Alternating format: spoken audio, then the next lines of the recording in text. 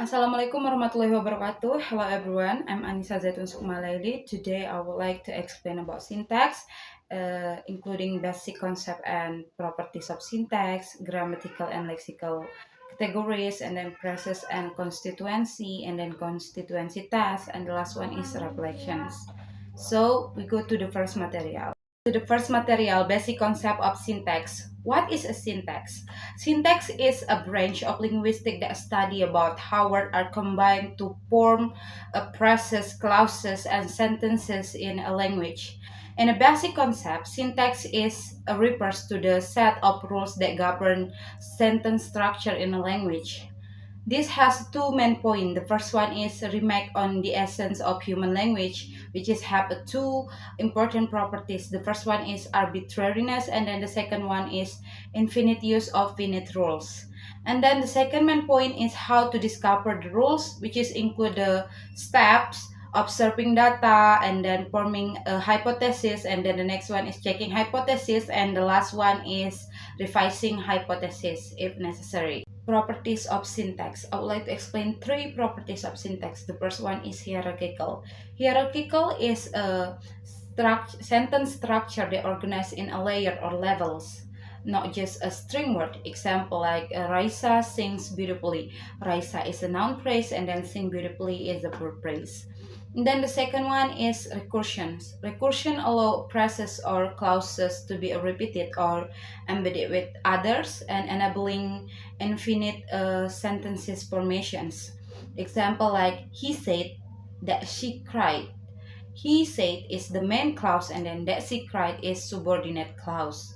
And then next is structure dependence. Structure dependence is the rules of syntax that depends on the structure rather than a word order. Example like Mahalini is a singer. This a statement. If we want to change to the questions, the form is changed like is Mahalini a singer? Like that. Okay, we go to the next material. Next is a grammatical and lexical categories. I would like to choose one example sentence, namely Mahalini is a singer. Mahalini is a noun because it's a person, so a singular or a function as a noun, especially subject. Mahalini occurs before the verb is, and then the second word is is. Is a verb. Is a function as a verb, especially lexical and also auxiliary verb that occurs between a subject and also complements. And the next is a. A is a determiner or article. A is occurs before a countable a noun, and then this agree with the subject Mahalini, which is so one person's. So that's why they use a as the determiner and also article. And then the last one is a singer. Singer is a noun.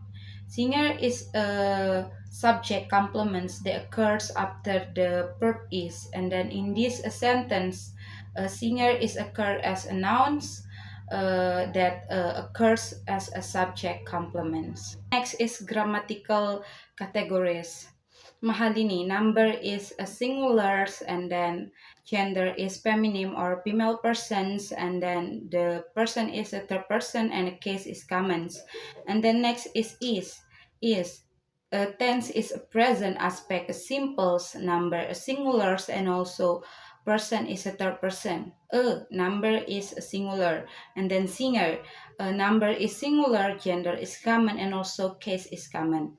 So we go to the next material, press and constituents. Look at these three examples. The first example is my father works in hospitals, which is consists of a noun phrase and also verb phrase. Noun phrase consisting of determiner and a noun. Determiner is my, and the noun is a father.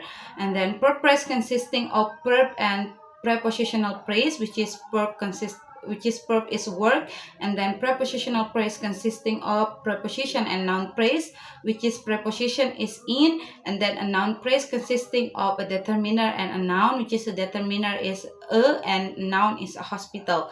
And then next, like the second sentence and also the third sentence, you can see in the slide. Next is constituency test. In constituency test, I choose two example of sentence. Raisa sings beautifully on stage, and the second one is the sun rises in the east.